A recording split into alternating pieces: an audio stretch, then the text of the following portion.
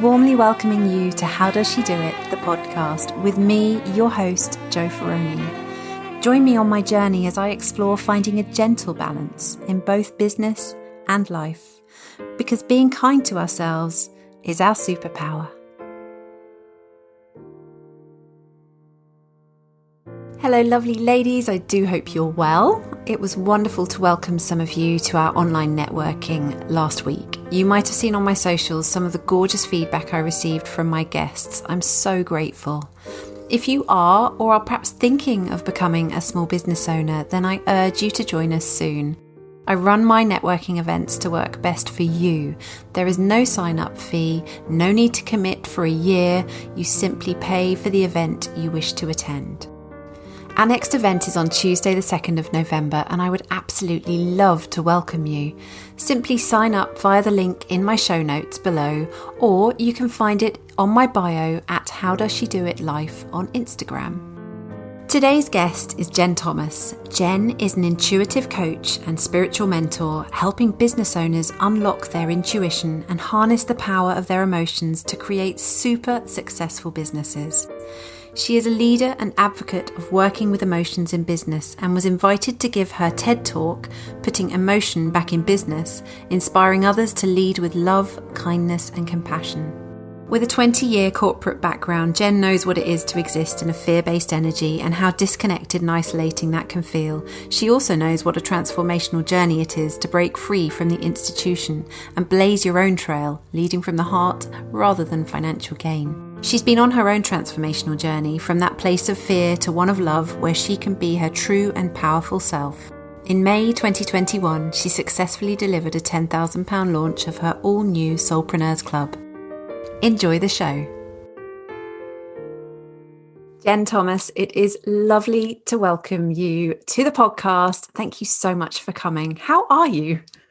Oh, thank you, Jo. I can't tell you how happy I am to be here. And also, if I'm honest, like a little bit kind of nervous, actually, because I've been listening to your podcast for so long and now I'm actually on it. I love it. But yes, I'm good. I'm good. Just really, really happy to be here. Well, you know that there's no need to feel any kind of nerves. I'm now kind of feeling all goosebumpy that you said that. It's such an honor. It's always such an honor to welcome people who are going to come along and share with us all such inspiration and motivational stuff as well. So I can't wait to get started and share you with my listeners. So thank you for coming. So where do we start today? Where I'd like to begin is a place where I feel people are going to be able to relate to you from the word go. And that is taking you back a little bit, because you've not always run your own business. You have had a corporate career, if that's okay wording to use for you. You've had a career in the past. And I would love you to start by telling us how that career came to its end, if that's all right. So then we can begin to then move from there onto the next chapter and then the chapter that came after that. So there's so much to explore with you today, but I think it'd be really, really beneficial and really easier, I guess, for people to relate to where you've come from. Yeah, wonderful. And actually, Jo, I think it's really important to look at that almost first chapter, because it wouldn't have allowed the next two either without it. So, and it's a very timely question, and this is a very timely interview actually, because it's pretty much 6 years ago, almost to the day, that I was hurtling towards burnout or a breakdown. Well, I was already in the stages of burnout and in deep denial of it as well, as many of us are. I think when you're a strong businesswoman, whether you're in corporate or in your own business, you know, you're determined, you've got that energy, you've got that commitment and, you know, that vision. And I, for one, had the internal inner chatter saying things like, you've dealt with worse than this. Come on, dig deep, keep going. Just get yourself to Christmas, and then you can have a couple of weeks rest, hopefully, And then Christmas usually felt for me in my corporate career like hitting the reset button. You know, it was the end of the year. That was my 2-week break. And yeah, I didn't make it to Christmas, and it didn't get better, and I couldn't dig any deeper, and I wasn't okay. So on the 16th of December 2015, I met up with a friend. I worked from home on a Friday, and we used to go running together on a Friday morning. And bless her, I met her on the Friday morning, and all she did was ask me how I was. That was it. Just asked me how I was. And yeah, just floods of tears. And I just sat on the floor and sobbed, which then ensued into a panic attack. And I didn't want to go home. I was frightened to go home because that's where my laptop was. And on the laptop were the scary emails, really scary emails that, you know, I would have 6 months prior dealt with 500 of those in a day without a second thought. So my lovely friend took me to the GP, and I was signed off there and then for a month, and I never went back to that. Wow. So, and you know, deep down, I knew, sat in that GP's office, and she was so lovely, so supportive. Sat in that office, I knew I was never going back to corporate ever again. So I took 3 months of just resting and reconnecting with myself and who I was. Which, yeah, fast forward then to April 2016, I was in a much better place and started to retrain as a life coach and an NLP practitioner. Can I pause you there? I just feel that we need to just talk a little bit around some of the wording that you used, because it really highlighted to me, and I think it will highlight to our listeners, something very, very important. You talked about the word denial. You'd almost denied the fact that you were in the early, mid, late stages, whatever, of burnout. And that's really woken me up a little bit because, of course, many of us have experienced some kind of burnout. But the bit that we tend to notice is when it's got really bad and we are almost on our knees, and you quite literally, you ended up on the floor, collapsed on the floor in a heap of emotion. And I can't even imagine what you were going through. And so I hope that this will be a message to anyone out there today that maybe have got the signs coming through to them that maybe all isn't as it should be. And although we are, particularly as Brits, that stiff upper lip, come on, keep on going, we just got to power through. We've been through harder than this, just like you said. Maybe that isn't necessarily how it needs to be. And I know that we're going to continue throughout this conversation, and people are going to be able to take away a lot that they can then work with. But it really, really spoke to me when you said about that denial, because it isn't just a flick a switch and suddenly you've burnt out. It's about recognizing the signs, I guess. And it's not easy to acknowledge those signs, but speaking out is obviously a very good thing to do. Absolutely, 100%. Yeah, I mean, look, there were signs for months and months that, just, it'll get better. Don't worry, just push it aside. And because you're going at 100 miles an hour, you're not really connecting and engaging with how you're feeling. But I shared a post on my social yesterday, and I really want to share this perspective to hopefully help and inspire some people. Because even though I was sat in a big sobbing, snotty mess on the floor, it still felt like I was admitting defeat. It still felt like I was giving in, giving up. It felt like I'd failed and that I was weak. And I know now that actually sitting in front of that GP and squeaking out the words, I can't cope. And I recognise now that was my first step towards love, and my first step towards loving myself and building my self-worth. That's just beautiful.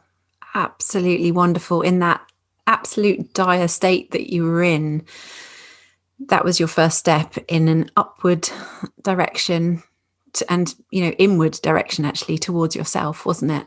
Yeah, And yeah. a word that came up for me as you were talking was surrender. You almost surrendered to it all, which is a kinder word, isn't it? But, back then in the corporate, like you say, 100 miles an hour kind of lifestyle, would we have ever used the word surrender in a positive way? No. Possibly Or the not. word love. Or the word love, indeed. So I interrupted you there. You were going to then go on to tell us what came next. Yeah, no, and you were right to interrupt, because I think, I'm very grateful that burnout happened. It was the best thing that ever could have happened for me. And I will lead on to kind of how and why now, because it helped me to break free. Because what led up to that burnout and that breakdown was my heart saying, I'm not happy. I'm not happy. There has to be more to life than this, and there has to be something more fulfilling to me. And there was this little teeny tiny, very quiet whisper that said, you have a greater calling here. You're here to do something else. You're here to give something more. And it took a long time for me to really listen to that voice. But yeah, chapter 2 then from that stage was going through that retraining, and just going through, when you're training as a life coach and an NLP practitioner, and for those people not familiar with it, that is neuro-linguistic programming.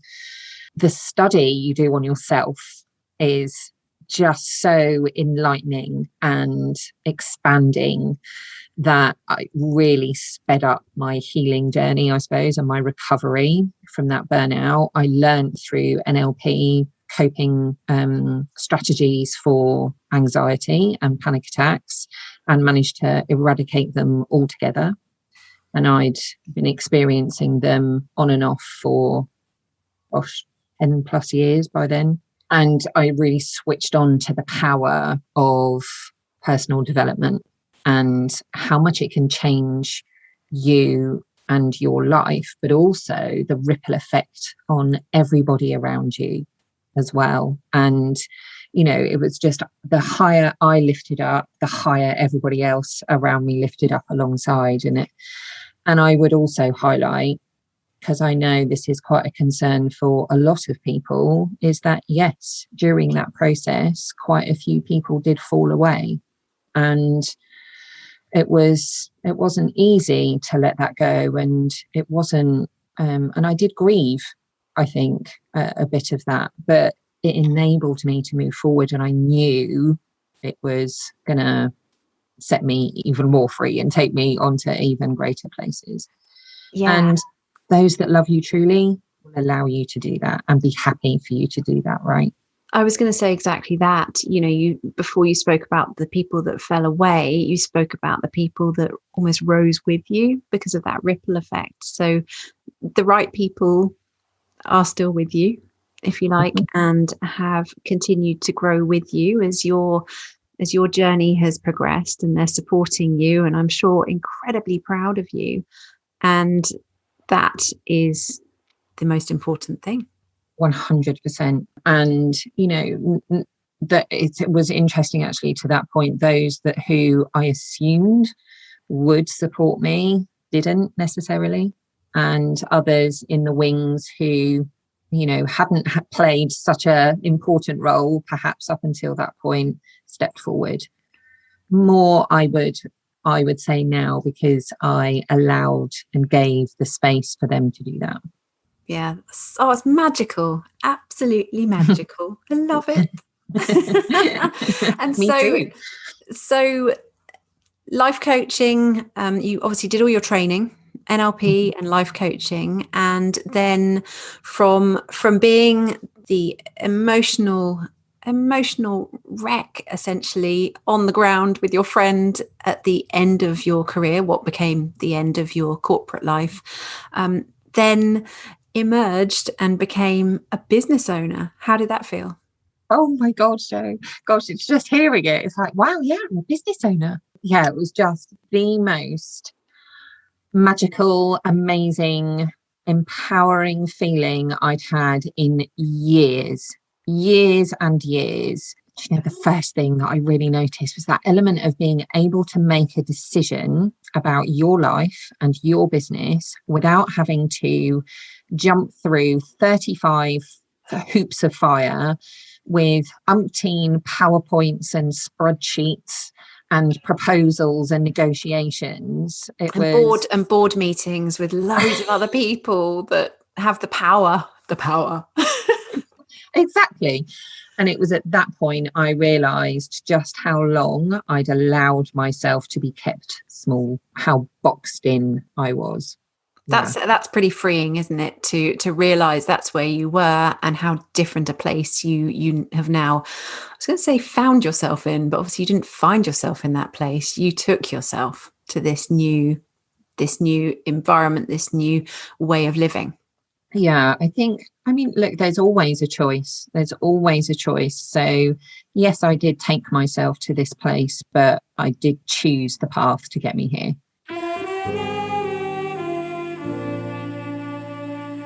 So the life coaching was going great and you were enjoying it, obviously loving being a business owner at this point. But did things continue to emerge maybe? Yes, so chapter 3. Yes, and it literally at the time was a secret. In some ways, I felt a bit of a fraud because I was, you know, in my personal life, one person, and then in my coaching and business life, somebody slightly different. The core of me, of course, still the same. Had a very personal spiritual practice, which I'd never had a practice like when I was a teenager. I was just being a teenager. But when I was in my teens, I did have quite a few very profound spiritual experiences, and what I now know to be my guardian angel and Archangel Michael communicating with me. And I always knew on some level that I was a bit different than the mainstream, if you like. Mm-hmm. It wasn't anything that I was particularly embarrassed about or shy about as such. It never occurred to me that I could make any sort of living out of it. I just thought that was just part of who I was. But I also knew, certainly in the corporate workspace, not to be talking about, you know, my conversations with spirit. And sitting around the boardroom table. Look, guys, let me just check in with my guides. or at the coffee machine. Right, I must tell you. Yeah. Your unicorn's just shown up. Gosh, did you know? So yes, then obviously through my own business and working for myself, and any business owner I think will really resonate with this, is that my personal development really increased. I learned more about myself and grew more in the first couple of years of my business than I had the prior 10, I reckon.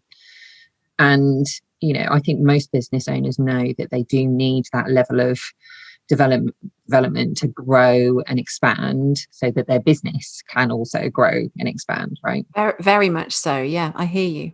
So, and for me, that was becoming on a much deeper level my spiritual practice.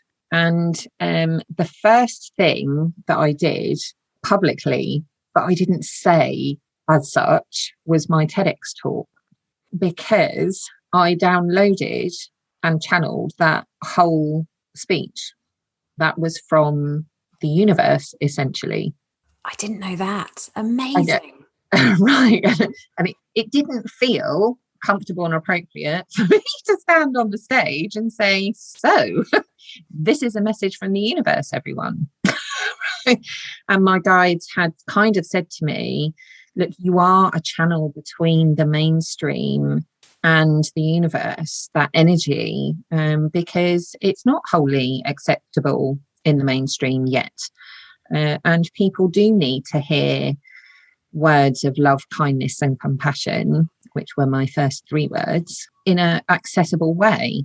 For 2 years then, I was running my business, coaching people to help them recover from burnout, and or to leave the corporate space. And I started to notice that the more my own personal spiritual practice was developing, the more I was starting to receive from my clients. And I was in that sort of moment of, do I share this or don't I? You know, I've received it for a reason, but I haven't told them that this is something that I do. So you were receiving spiritual guidance for the clients that you were working with. Oh my gosh. Yeah. So don't I? Yeah, exactly. So I'm sitting there, and it didn't happen with every client, by the way, but those that were clearly very heart opened and receptive, I was receiving guidance whilst they're talking to me. And I kept asking, what do I do with this? What do I do with this? And my guidance then, quite consistently for about 6 months, was very clearly and very simply, speak your truth. Magical words. Magical words. And do you know what, Jo? I didn't know what it meant. Okay. You've come so far. Yeah, now it's like a bit of a facepalm. Of course I know what it means now. Love hindsight. But at the time, I was questioning that guidance of, what do you mean, speak my truth? I'm telling everyone that I burnt out. I'm telling everyone that I wasn't happy. I'm inspiring people. Just get the same response. Speak your truth. I can imagine the, for goodness sake, I am. What more can I tell them? But of course, there was that, it just needed that little flicking of the switch to allow all the truth. Exactly that. And when that light bulb moment occurred, I was, are you kidding me? You can't be serious. It was that simple all along. Yes, it was. I was still very much in my spiritual closet. So what eventually then was it that made you go, all right, I am going to, and I love the way you word this, come out of my spiritual closet? What was that push you needed? Yeah, do you know, Jo, it was a feeling. Okay. I really tapped into everything that I'd been writing about. So I received guidance through writing in a lot of ways, and everything I'd been writing about in that way was saying, share what you know, and share your journey, share your experience, share your journey from fear to love. And then this, another facepalm moment of, and also look how it's helped you in your business. Right. Gosh, maybe I could help other people with that. And it just felt so right. It wasn't necessarily the words and what I was reading, it was the feeling attached to them. Honestly, Jo, it was the only way forward. It was so clear and so obvious. Wow. that next step was just natural and easy. That's wonderful. So you almost didn't let the worry of perhaps what other people might think get in the way. It was just that this is the next stage on my journey, and it feels so right that there's not even any question about it. Exactly. And of course, don't get me wrong, there were still the inner voices of, oh my God, what are people going to think of me? And, I was still in touch with quite a lot of my old corporate friends and colleagues. And I was worried about how, particularly, my old managers, what they'd be thinking of me. So all of that inner chatter was still there. But the stronger feeling was the love and this is so right. And I have to help other people. It's not about me anymore. There is something way bigger here for me to do, and I need to get out of my own way. Yeah, I've got this image in my head of this flowing river of almost like strawberry milkshake is the love, the colour of pink, I think. Almost like the dam had burst and this feeling was flowing through you. And like you say, there wasn't really any question. It was just that was what you were going to do, and that was what you were going to share, and how you were going to move forward from that point on. Yeah, 100%. And yeah, I guess in that sense, literally that old adage of I was going with the flow. One of the questions I was going to ask you, actually, which I think you've probably answered, I was thinking, you obviously made the decision to start your own business, and then you started to realize that it wasn't like you were going to stop running your own business. You were going to enhance it and change it slightly. Was there any part of you that ever thought, well, I can't go changing things now. I've only been doing this a couple of years. What's everyone going to think? Did that even get a look in your mind, or was those feelings were so strong that didn't even feature? I would say, yes, it did. But actually, I would say that more this year than the first time, because I allowed myself in quite gently in a lot of respects to this change in direction, because I was still questioning the universe. Why did I spend 20 years in marketing? What was the purpose of that? So in that, I allowed myself out of my spiritual closet in probably the most gentle way possible by essentially blending it with my marketing experience. So it felt like quite a natural step in a lot of ways of, well, I can just blend the two together, because essentially that's what I've learned, and that's my journey, and this is the guidance I'm receiving. Share what I've learned. Well, here you go. Here's 20 years worth of marketing experience, and now my spiritual practice that I use in my business to help you get clear on where you're going. Yeah, and what a unique blend. Who else has combined those two amazingly diverse areas and produced an incredible business like that? Yeah, and I think if I practice what I preach, Jo, absolutely, and it was really good, and I achieved a lot with that in that year. Well, nearly 2 years actually. But it was this time last year. Just a year ago, I'd just done another launch in my 5-day challenge then. And I was receiving guidance of, yeah, you need to drop the marketing now. It was almost, love it, loving your work. However, it's a comfort blanket for you, needs to go. Now, certainly in the way that the earth energies have moved and shifted, and that more and more people are, quote unquote, waking up, they need a mentor, a spiritual mentor, to be a way shower, just to show them the way and to let them know, yes, it is all a bit bonkers, but it's fine. It's absolutely fine. And it can take you to the most magical, safe, certain, beautiful places for you and your business. And that, I would say, was the hardest bit, to put down my comfort blanket. Yeah, I can understand, very much understand that. But you did. I did. And it did take a lot of courage, actually, to then go, well, I'm now changing my business for the third time. I mean, and it wasn't wholly, completely different. I was just essentially dropping an element of it. But I was also not shying away, but moving away more from the one-to-one coaching to enable more time and space in my world for the group coaching in the Soulpreneurs Club. So, and that was purely teaching business owners how to do what I was doing. So connecting with their spirit guides, connecting with the universe, receiving guidance that says things like, you need to take your business online to prepare for something big next year, and receiving guidance like, brilliant, well done, time to drop the marketing, set yourself free from that. You've got more work to do and you've got more people to help. Wow. And I think that a large part of it there is so much that you do, and we're going to be able to share all your links so people can come and actually learn lots more from you.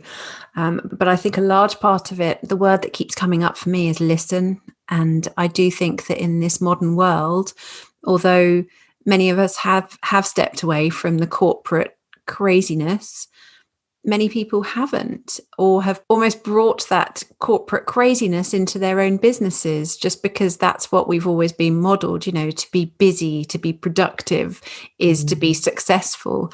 But if you're spending too much time doing the busy, doing the productive, you're not necessarily getting quiet and listening to yourself or to the universe, your guides, however far you want to take it. So I feel that there's a really strong message coming through you today about listening.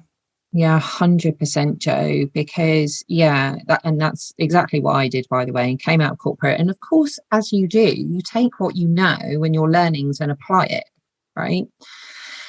But there is, I did have a bit of a hangover from that corporate time. And I did notice that I was still going at, it was slower, but I was still going at a very fast pace and I was still pushing myself very hard. And the key piece happening there is that, and it's like the favorite guidance I ever received, I think, that says the faster you go, the further you get away from your emotions. And your emotions are your most powerful guide. So if you're going at 100 miles an hour, you're not listening. Yeah. Because your ego and your head is always going to be the loud, shouty voice. And that universal guidance, what comes from within, is always such a whisper. So if you're going at 100 miles an hour, you're only going to hear the shouty voice. Essentially, then you're just heading towards burnout, just in a different guise. Yeah, we've got to listen for that whisper. And like you talked about, that feeling as well. Sometimes it isn't even a listening for something. It's how it just feels inside. And again, if we're rushing around, we're not noticing what our body's telling us. Not at all. And I think it's about creating space for that whisper to be heard. And then the biggest irony of all is that the more you slow down and the more you listen to that whisper, the faster things start to happen. Oh, yes. And you just got to trust you've got to trust that is the way that it will happen.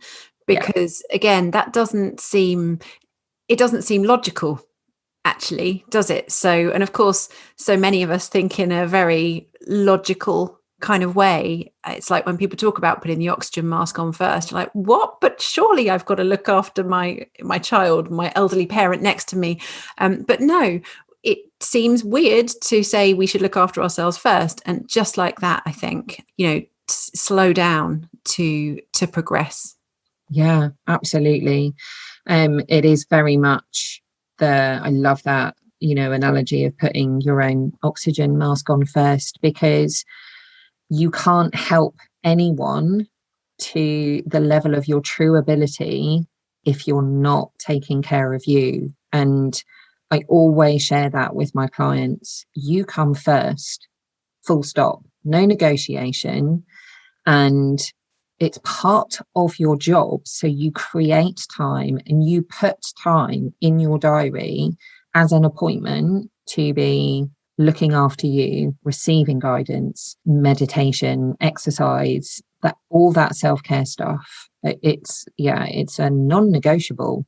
Yeah. And I say very similar to my clients, and I'm sure you've had similar responses from yours. Initially, people can feel that it's a bit indulgent or it's a bit selfish or what have you. But I think until you've got that unlocked and you really accept that looking after yourself is the most important thing to begin with, you're kind of almost holding yourself back. Absolutely. And you're also not able to say yes to those clients who need you.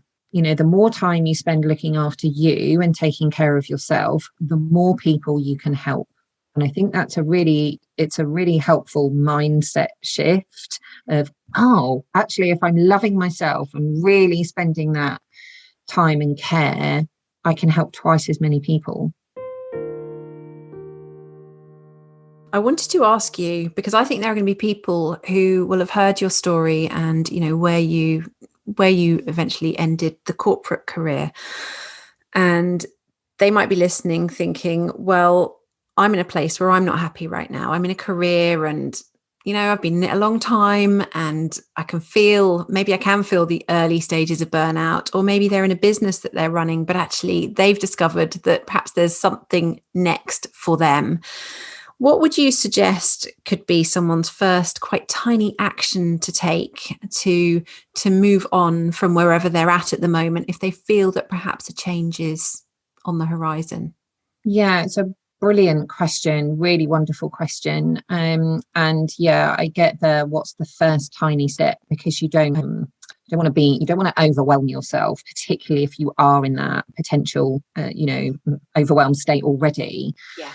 So I think, the first thing is to start slowing down, to be able to hear what is going on for you emotionally.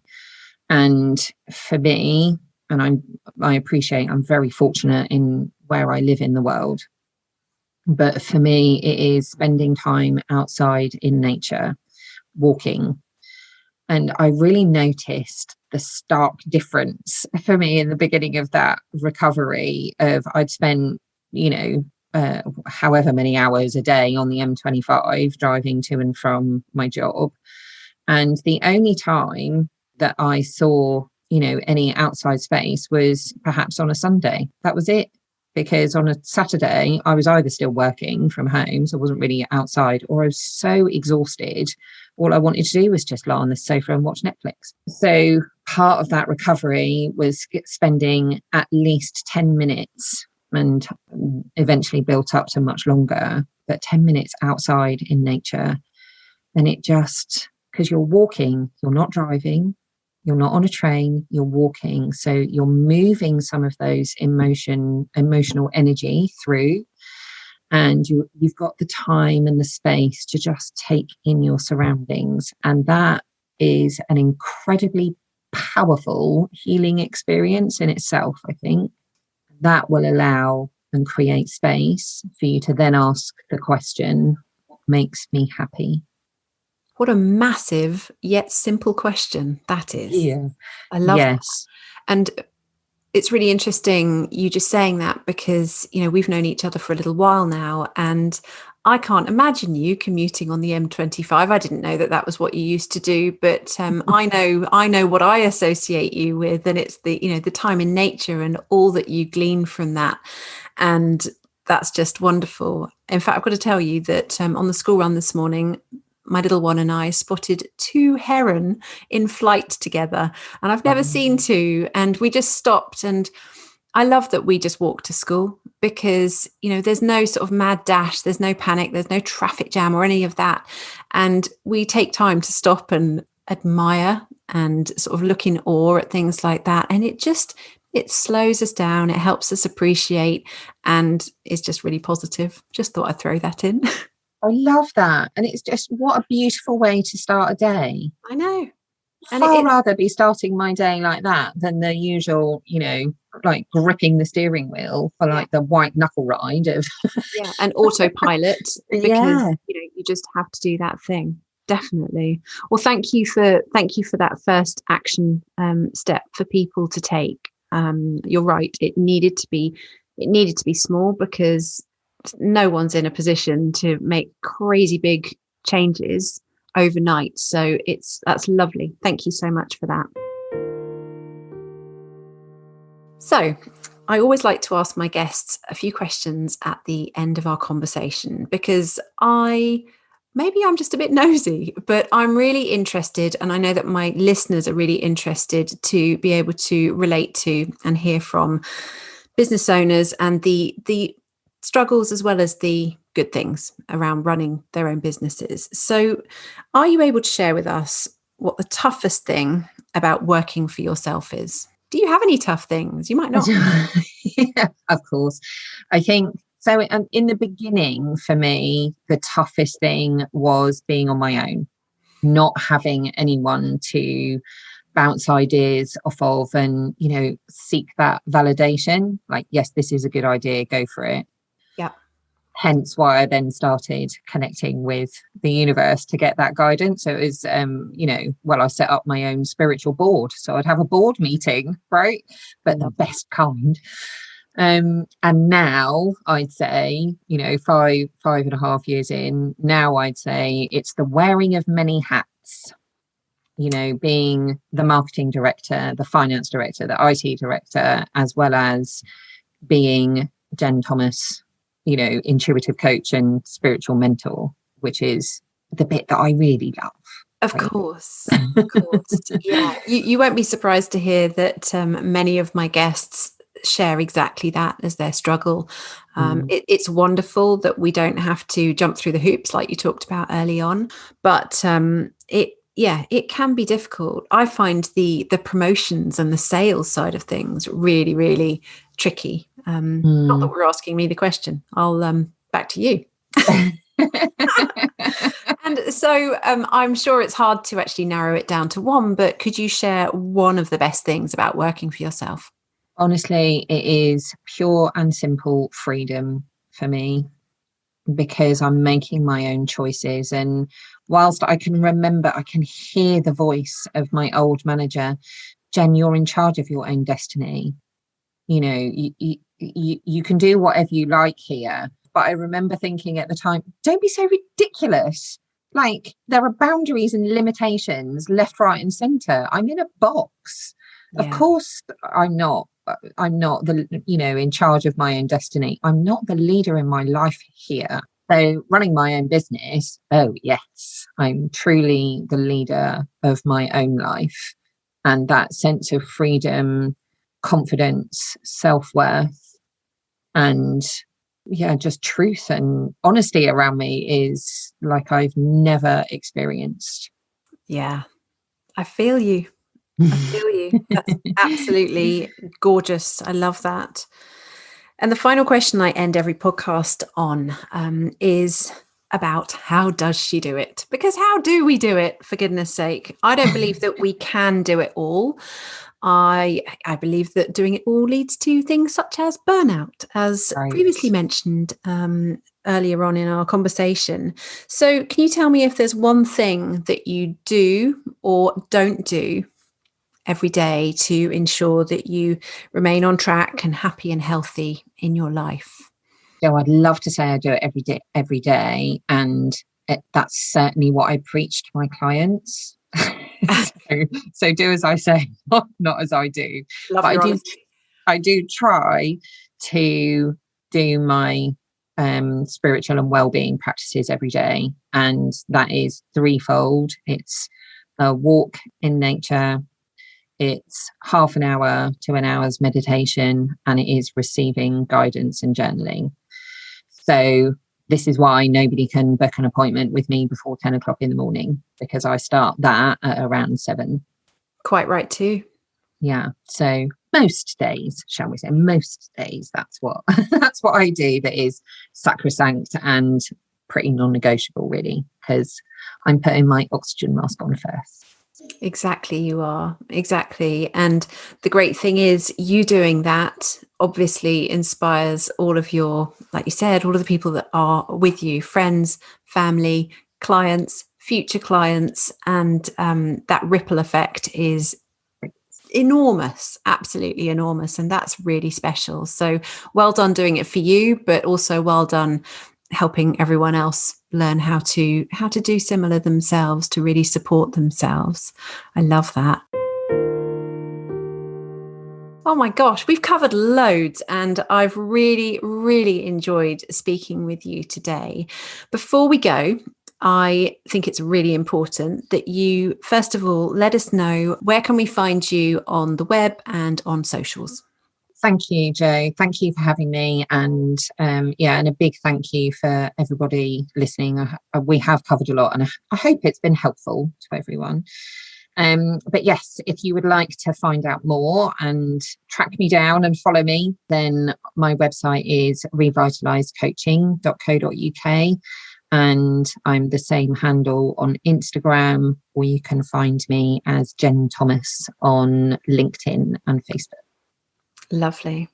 And I will obviously add all of the links down in the show notes. But also, I wanted to ask you, have you got anything you have got coming up right now that my listeners would be interested to know about?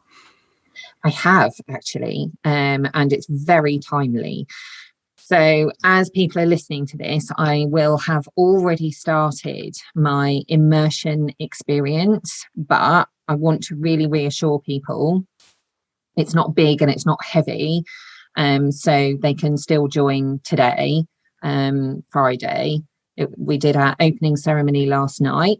So, but it's in the Facebook group Soulpreneurs Sanctuary. So you can go into the group and watch on catch up. But the immersion experience is, a 3-day event where I help you to connect to the universe. I help you as a business owner to start hearing the whisper and to start hearing and receiving the guidance for your business and how to take you forward in a way that is aligned to your heart and soul and energy. And I also share my client attractor method. So it's a really powerful energetic process. So for those of you that don't like selling and those of you that don't like promoting yourself and doing loads of live videos, it's a perfect method for you because you just send out heart energy to attracting your perfectly aligned dream clients. And it's the group Soulpreneurs Sanctuary, and you will find the immersion event running in there. I love that. Perfect timing. And I think a great opportunity for people that want to, have heard from you today and perhaps haven't even ever necessarily thought about spiritual guides and the universe and what have you. It could be a really nice introduction for them to learn a little bit more. Yeah, absolutely. It's super accessible. We don't do goddesses, dragons, and fairies and unicorns. We very much do feelings, emotions, and energy. Brilliant. Thank you so much. Thank you so much for listening today. I really hope you enjoyed the episode. If you did, I'd love you to take a moment to share and subscribe too. Come and join me over at How Does She Do It Life on both Facebook and Instagram. And until we speak again, I wish you a wonderful week ahead.